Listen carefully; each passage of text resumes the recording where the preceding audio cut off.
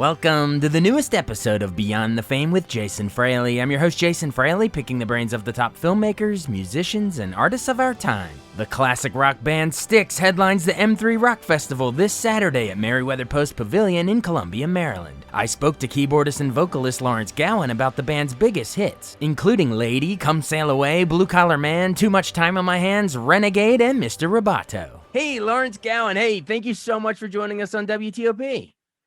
My pleasure, Jason. Nice to talk to you today. We're talking because, your legendary group Styx is coming to the M3 Rock Festival at Merriweather Post Pavilion, also a historic spot, in Columbia, Maryland on May 6th. Now, I know you guys, Styx is headlining the Saturday show with Extreme and Winger and Slaughter and, Quiet Riot, Lita Ford. Man, that's a lineup. And then Sunday is Kix Warren and Great White and a bunch. But how cool is it when you get to gather like all of these great bands? I mean, I'm sure the crowd that comes out to stuff like this is just like the most hardcore fans that you can imagine. They get to see all these great bands all in one weekend. These are always fun. They're always fun. There's so few of them every year, and you got to wait until the weather's nice before you can really do them properly. As I know it's going to be perfect on May 6th. It's a fun atmosphere both backstage and definitely in the audience. The great thing for Styx is that a lot of people who are aficionados, let's say that of the other bands on the bill, this may be their first time ever seeing Styx. And, it's a pretty epic adventure, and it's kind of a great way to initiate those who are maybe on the fringes or kind of never had an opportunity to see the band before to finally see what a Styx show entails. Fantastic. And I assume you have to tailor or maybe shorten the set list compared to like when it's just a Styx, solo show on like a stadium show or something. Like I get because when you're trying to shuffle so many bands on and off like a Woodstock or something, like how does that affect, your approach with the set and everything? It really, you try to, you have to go by how the day unfolds. If things stay on time, we'll likely play about an hour and a half or a bit more than that, maybe even depending on how smoothly things unfold. I think that, I think we're the last act on in the day, as I understand it. So I think there'll be plenty of time to roll out all the Styx songs that people would expect to hear: Renegade and Come Sail Away and Grand Illusion and Blue Collar Man, et cetera, et cetera. The list is very long in that regard. So, no matter what happens, it will be an epic adventure. I can guarantee that. Oh yeah, and I'd love to go through some of the hits that you mentioned, but real quick first, like I want to know, like if I'm doing the math right, I guess the band formed in '72 in Chicago, but Correct. I guess if my math is right, I guess you would have been about what, like 16, I think, your prime teen rock out years. were you a huge fan of the band long before you even joined? I was a fan of progressive rock, right? And Styx was the first band that I'd noticed that was doing, very heavily progressive rock influenced anyway, but they were not British, they were American, and that's what kind of set them apart. And so that's when I started really being interested. And then I'm from Toronto, Canada, and that's when I first heard Lorelei and the Crystal Ball on the radio, and then I had realized that Sweet Madame Blue was a big hit in Quebec. So I knew of the band, but we never crossed paths really until 1997 when we did a couple of shows together in Montreal and Quebec City. And then in 1999, I joined the band, and so now I'm in the 25th year of my tenure with Styx, and I've been with the band for half its existence now. That's really, really cool that, you can claim, and the more time passes, you'll be able to say over half of its existence. So there you go. Well, if the gods of rock keep smiling on us, yes. Yes, please keep smiling. And I know you weren't there in the beginning. You were sort of started just as a fan listening like the rest of us. But I'm sure the guys have passed down the story. Like how did the group actually get together in the original for that first self-titled debut album? Is there like a short condensed version of how they came together? Well, from my Styx history class, Jason, it was that Chuck Panazzo and his twin brother John were the rhythm section of drums and bass. Dennis DeYoung, the three of them formed the band with a guitarist named John Serlewski. And apparently they got tons of gigs. They mostly played cover material. But when James Young joined the band, I believe that was in 1971, could be 71, Suddenly they started playing more original material, and they finally got a record deal on a small label around in the Chicago area called Wooden Nickel. And they put out about 4 albums over the course of from 72, 73, 74, before they actually before something actually stuck with radio, and that was Lady. And from that point forward, the band just exploded, and John Serlewski left the band after the 5th album, Equinox, and Tommy Shaw joined, and that's where the lineup was for the biggest albums of the classic rock era that they made. And then as years went on and decades went on, the band forged a new identity with my inclusion in the group. Awesome. And I should also mention Todd Zuckerman, of course, on drums, Ricky Phillips on bass, and the latest member is Willie Vankovich, who's also a producer of our last 2 albums. So that's a pretty Reader's Digest version of the last 52, 51 plus years. Well done. Impressive. But yes, like Not you're bad. saying, slightly different lineups over the years, but the same great hits. And so you could probably, even if you weren't there for the initial quote writing of the songs, you can speak to some of these big hits, at least in terms of like how fun it is to play them, and I'm sure you know a bunch of trivia about them as well. So let's, I'd love to hit a couple of them while you're here. So I guess, I think you mentioned it, I guess off of Styx 2, the second album in 73, the famous power ballad Lady, and with the second I say that, I just hear whoa whoa whoa in my head. It's does the audience just sing along to the whoa whoa whoa, and why is it so fun to play live still to this day? The audience, it's hard to get them to stop singing along to any Styx songs. They're great melodies and great, they're very relatable lyrics. People can see themselves in the narrative of these songs, and that's part of what I think is the appeal of it. And that's, now we're at a point, it's begun to happen in the last, over the last decade now, where younger and younger people keep coming to the shows. And I mean, half the audience on any given night can be under 40. So they weren't even born when the biggest Styx records were made, but they relate to them as if they're concurrent with their lives, and they're the ones that seem to be the most readily, set to embrace the latest material that we've done. I mean, last year's, our album Crash of the Crown last year came out and went to #1 on Billboard's rock album chart. So that just shows that a band that's been in existence for half a century has had a long standing connection with a very wide variety of audience members, and that's just a beautiful thing to witness from the stage. Oh yeah, because the new generations, they hear all these songs, classic rock radio with their parents or whatever, or like every Memorial Day, 4th of July weekend, there's always these classic rock station countdowns, and there's a million Styx songs that always make the rounds on there. So of course, new generations keep coming out. Well, what I'd like to do is, I'd love to like throw out a couple song titles, and you can give me some good. Go ahead. I mentioned Lady. Why is Lady fun to play? Lady is, well, first of all, it's got a piano intro that I really think is beautiful. And that, so I get to kick off the song in that way, but I love the way that it segues from a piano ballad into a real rockin' piece of music. It's got that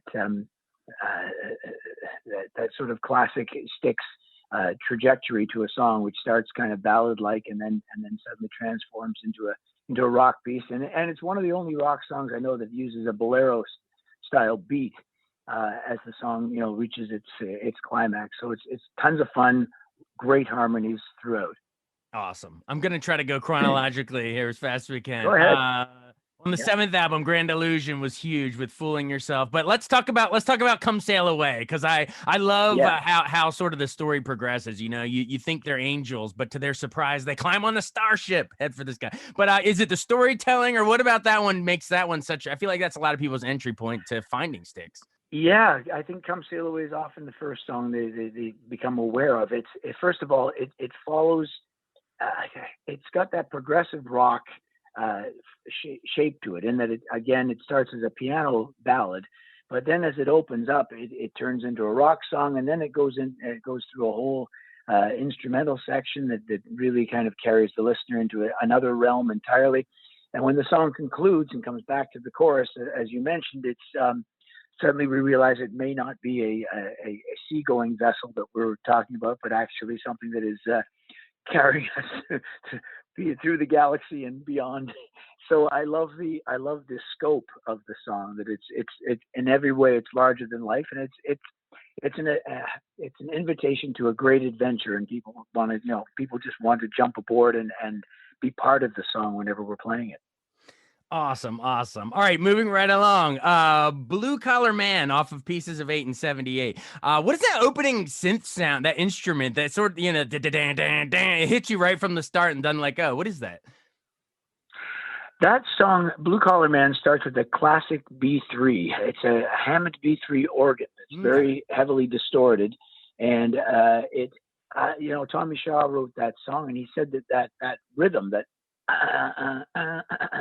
he said he got the idea for that rhythm when he was on a motorboat, and the motor kept kind of cutting out and going. He just liked the rhythm of it, and he kept it in mind. And so when he had that lyric, I think the real charm of Blue Collar Man is it's such a relatable lyric. Everyone can relate to that. Just the nobility of work is actually something that everyone has, I think, in them somewhere, and kind of drawing your own self-worth or your own self-esteem from being proud of what you can do. And when humans are denied that, it's a terrible frustration. So Blue Collar Man sings about that and gives voice to that notion. And as you mentioned, that classic opening is just grabs them immediately. It's usually very early in the set. Oh, it must be. That's one you can't leave off the set, I'm sure. All right, you're doing great. No. Keep it going. Offers Cornerstone. There's of course Babe, which is a great ballad, but tell me about Renegade. Of course, that is a lot of people's favorite, and I love how it starts sort of slow with the "Oh Mama, fear for my life," sort of like it's like a great outlaw anthem before it just kicks up with like a scream. You don't hear just like a yeah in a song very often, but talk about that. Is that so fun? Renegade is my favorite Styx song to play. It's usually towards the end of the night, if not at the very end of the night. And it's amazing. Tommy Shaw sings that song, so I get to really observe the audience during Renegade. It's an anthem for a lot of people. It just is that feeling of rebellion that you're on the run and you're going to get away. You're going to make it. But anyway, I mean, there are the NFL football teams. I know the Pittsburgh Steelers use it usually every fourth quarter. It's been used in so many cultural references to it. The show Ozark, in their final season, that was the song that kind of kicked off the whole the whole final season of that show. And I think, and also, didn't Adam Sandler? What was that? Was it Mr. Deeds? They're singing it like in a helicopter in the beginning or something. There's a ton of references. Yeah, Adam Sandler's used it several times. Big Daddy, the movie, references Styx all the time. But Renegade is a song that I've seen, having played around the world. It's amazing how different audiences are at the beginning of a show. If we're in Japan or Sweden or England or America or Mexico or Canada, audiences can be very intrinsic to their area. When the show first starts, by the time we get to Renegade, it's amazing how pretty much identical audiences are. They're all, big smiles on their faces, arms in the air, and just basically, going through the chorus of that song, and they're standing there elated and wanting more. So that's what Renegade means to me whenever we get a chance to play it, which is every single show. Oh, it is like it might be my favorite of yours. Like, I'm sure a lot of people would agree. All right. Paradise Theater album in 81. We're into the 80s now. Of course, The Best of Times is a big hit, but I want you to tell me about Too Much Time on My Hands. I love talk about how it's so unique how you do the what is it, 12 o'clock news blues, just the way they hold the notes. I don't know, what musically can you tell me about it? I mean, like it is such an upbeat number. It is. So that's a Tommy Shaw song, and Tommy sings that, of course. It's got a great synth bass line that's very, very hooky. He said he has mentioned, I was asking him about the writing of that song. He said basically he made it up in his head on the way to the studio. He had a couple of hour drive back when they were making that album. He was living in Michigan and having to drive into Chicago into the studio, but he had that bass line in his head, and then the idea of just having, and I know it was the last song added on to the Paradise Theater album, and so it was a little bit of a 11th hour kind of addition. And I think he was in of the mind that he had plenty of time to come up with that song, and here he was. He hadn't come up with the kind of the rock anthem of the record, and then at the 11th hour, he just thought, I guess I had too much time in my hands all along, and now I've kind of frittered it away. And he came up with that song, and he talks about going into the studio and basically calling out the parts to everyone, and then it just coming together very, very quickly. That is one that the audience is always. I mean, no one's ever in their seats by the time we kick off that song. Just the way the clocks unwind, and then suddenly you're into that catchy synth bass that gets everyone up. I love it. I love it. All right. And then, of course, my listeners would kill me if I don't at least hit on Kilroy Was Here, Don't Let It End, High Time, so many. But I want to get your reaction on Domo Arigato, Mr. Roboto. It's such almost like a time capsule of the early 80s, isn't it?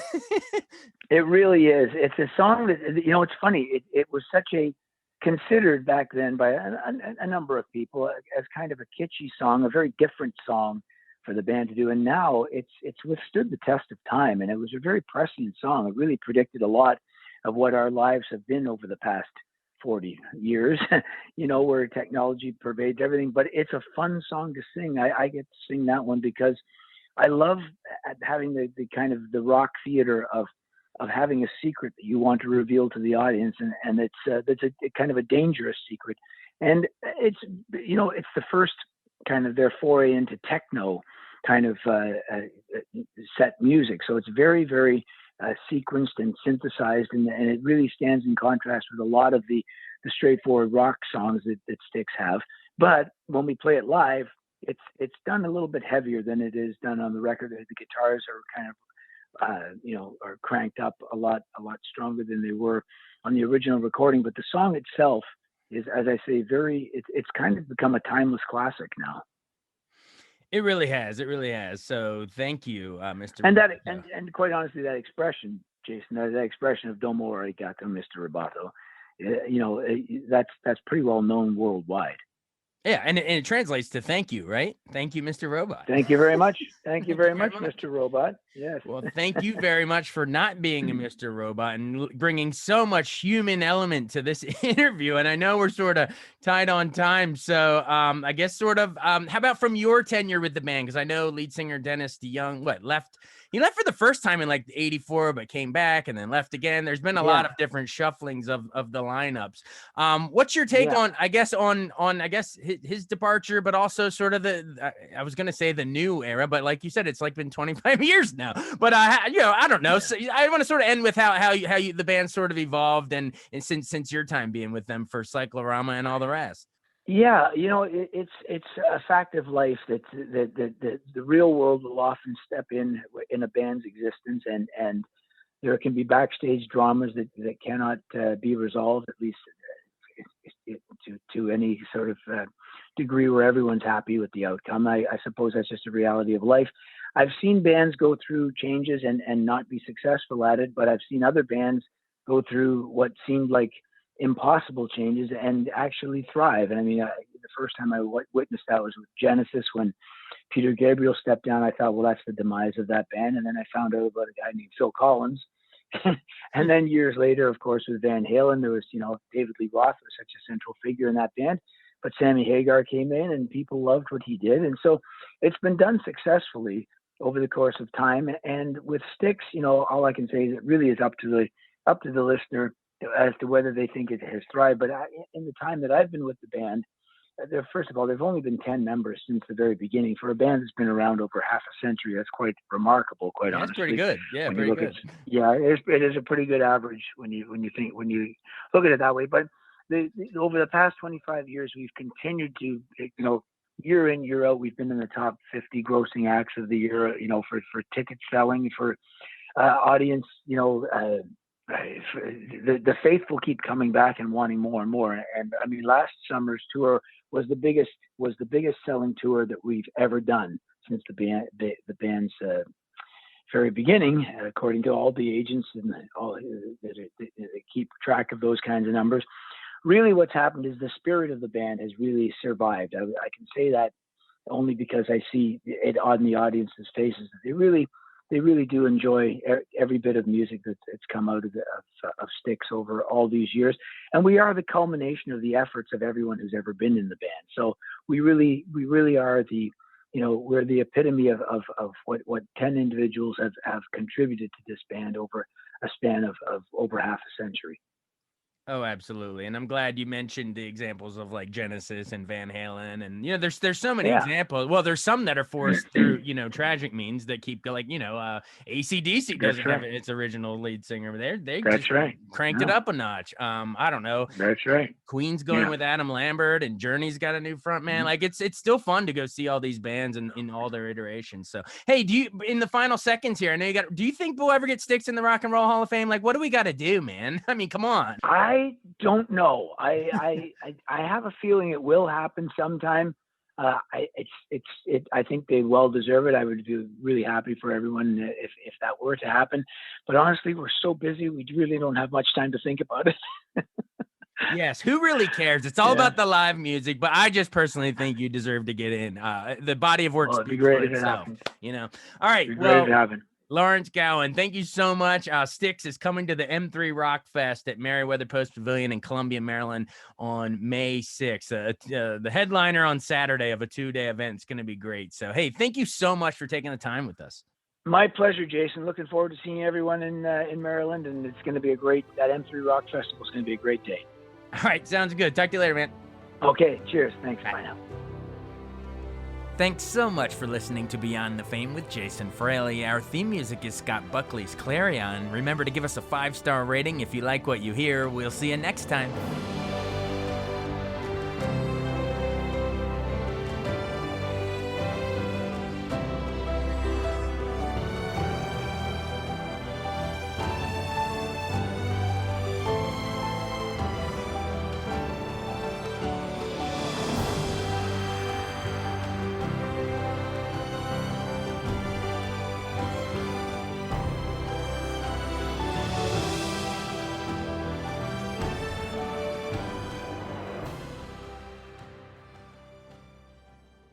I wanted to take a second to tell you about an app I really enjoy. Living in the DC area is great, and Podcast DC gathers all of the local shows that I like all in one local app. Health, sports, local news, politics, and so much more. Podcast DC is the new local app with hundreds of DC area podcasts to choose from. I can earn exciting rewards just for listening and share the podcasts I love instantly. Available in the App Store or in Google Play, listen local with Podcast DC.